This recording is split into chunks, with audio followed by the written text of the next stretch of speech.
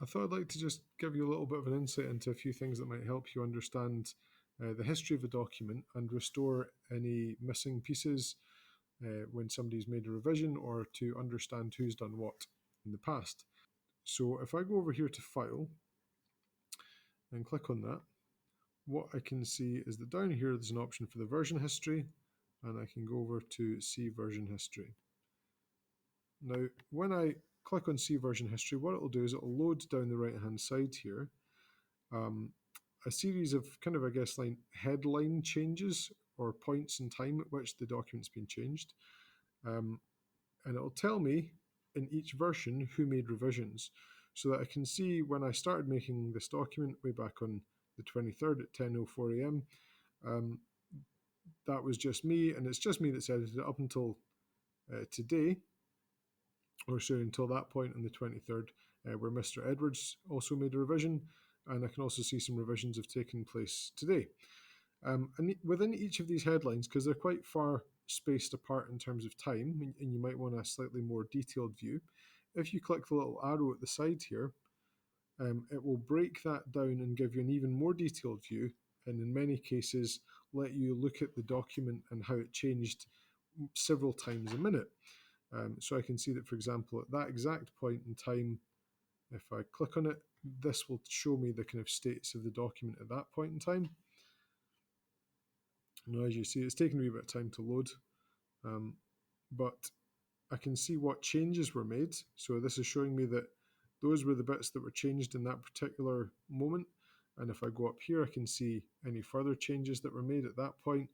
So basically, when you're looking over a file, you can see who did what exactly. And that can be really handy when you're using a shared document for a group task, for example, with your pupils, and it allows you to see who's actually done what parts of the work, or maybe if somebody's been messing about and deleted something they shouldn't have, who was responsible.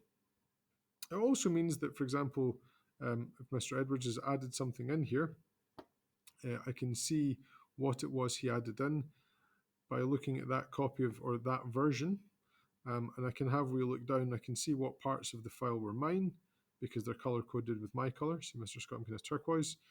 And equally, I can see that there's these parts here that were done by Mr. Edwards. So if I had any questions about that revision, if I click on them, I can see what they were, or what the revisions were.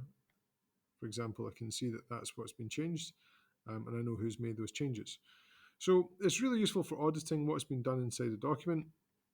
And you can also restore a version. So when you look at a particular version, say this one here, I just choose to look at it, you'll see there's a big restore this version, and that basically takes that version and moves it from there up to the top of the tree, essentially. So that's the most recent version.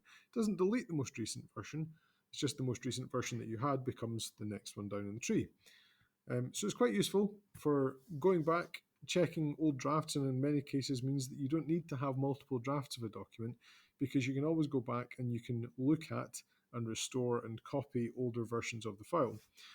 The version history also exists in Google Slides and in Google Sheets, and you find that in the same place as you did in Google Docs. So under the File menu, version history is here for Google Slides, and in Google Sheets, the version history is a little bit further down. Version history just here. See version history. It's also available in Google Drawings, and you can go down to File, Version History here, and see version history. So version history is a great way to see all of the different edits that have been made to a document, and allow you to walk back in time to previous versions if you see